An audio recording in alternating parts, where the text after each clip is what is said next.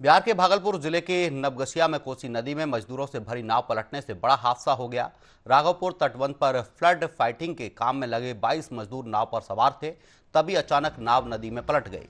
हादसे के बाद मौके पर अफरा तफरी मच गई। सूचना मिलते ही एसडीआरएफ की टीम ने रेस्क्यू ऑपरेशन शुरू किया है और 21 मजदूरों को सुरक्षित बाहर निकाल लिया है। वहीं एक मजदूर अभी भी लापता बताया जा रहा है, जिसकी तलाश में बचाव दल जुटा हुआ है।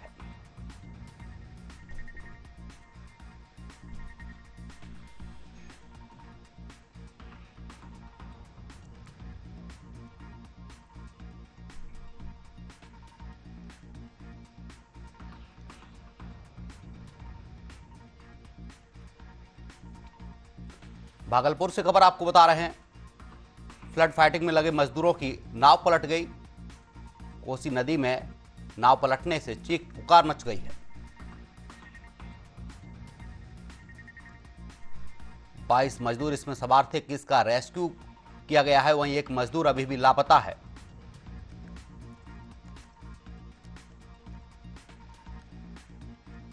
भागलपुर से बड़ी खबर आपको बता रहे हैं, कोसी नदी में मजदूरों से भरी नाव पलटने से हादसा हुआ है।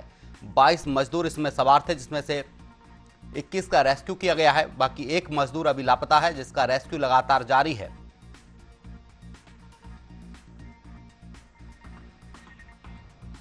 कोसी नदी में मजदूरों से भरी नाव पलटने की घटना सामने आई है।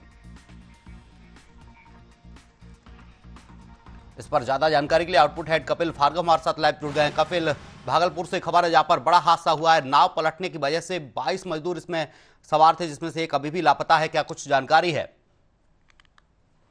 देखिए अरुण, मौसम विभाग ने पहले भी चेतावनी दी थी कि जिस तरीके से मौसम लगातार बदल रहा है तो कोसी नदी से दूर रहा जाए। पर कोसी नदी में जिस तरीके से मजदूर गए, वहां पे जो स्थिति बनी, वहां पर 22 मजदूर नाव में थे, सवार थे। उसके बाद नाव पलट गई और बाकी सभी मजदूरों का रेस्क्यू कर लिया गया है। बट बाकी एक मजदूर अभी भी जिसकी तलाश जारी है। पर अगर हम बात करें पूरे जो बारिश को लेकर, हमने देखा कि नेपाल में जिस तरीके से बाढ़ आई है, नेपाल में अगर देखिए सबसे बड़ी वजह है तिब्बत, और तिब्बत में जिस तरीके से वहां बादल फटा तो उसका असर नेपाल में देखने को मिला।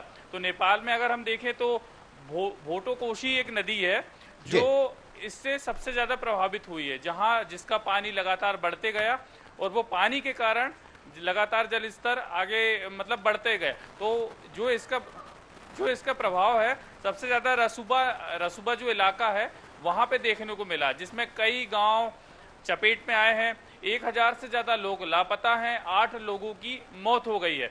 अगर हम देखें नेपाल में जो बाढ़ आई है उसका सबसे ज्यादा जो इम्पैक्ट है वो बिहार में देखने को मिल रहा है।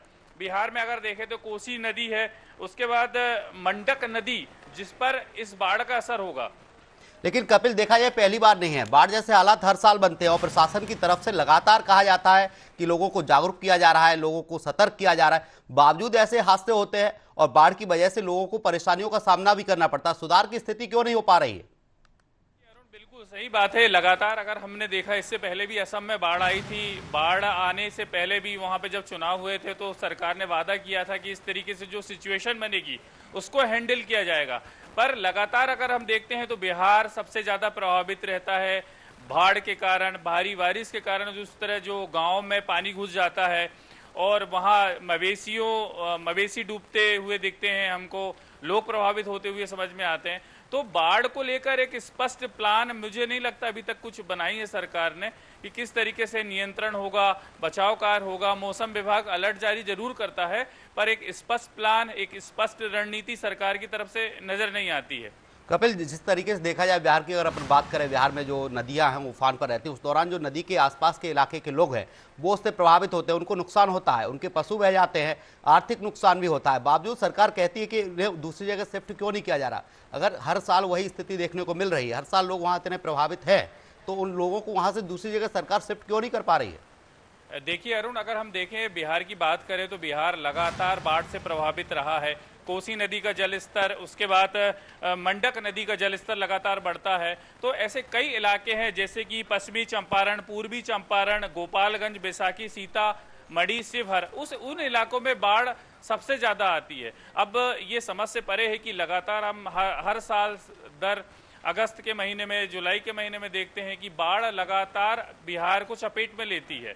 तो उसके लिए स्पष्ट एक प्लान सरकार को बनाना चाहिए और बाढ़ जिस तरीके से केंद्र सरकार के साथ मिलकर, जो एक्सपर्ट है उनके साथ मिलकर एक विशेष रणनीति बने, ताकि ये जो बाढ़ आती है, बाढ़ से जो नुकसान होता है, नुकसान बिल्कुल कपिल, लेकिन देखा जाए अगर बिहार की अगर बात कर रहे हैं तो चाहे गंगा हो, कोसी हो या गंडक नदी हो, तीनों नदी की बात करें तो इन तीनों नदियों से कितने लोग वहां पर प्रभावित होते हैं, और जो लोग प्रभावित होते हैं क्या उनको सुरक्षा संबंधी जानकारी पहले से दी जाती है और उनको आर्थिक सहायता उपलब्ध सरकार की तरफ से कराई जाती है? उनके लिए खाना पीना तमाम जो व्यवस्था है क्या उनको समय पर पहुंचाई जा रही है?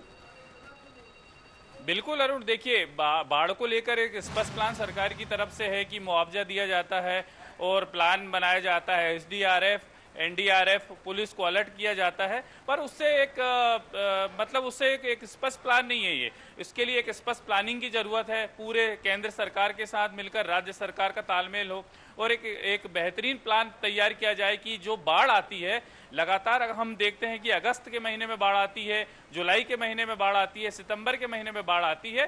तो जब ये बाढ़ आने से पहले ही एक रणनीति बने।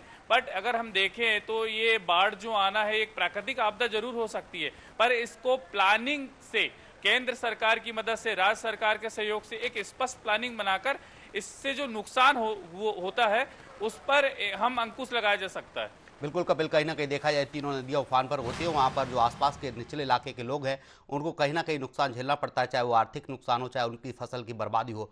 तमाम चर्चा के लिए बहुत बहुत शुक्रिया। तो यूपी में बांध ओवरफ्लो है, नदियां उफान पर हैं। एमपी के 21 जिलों में भी ऑरेंज अलर्ट जारी किया गया है।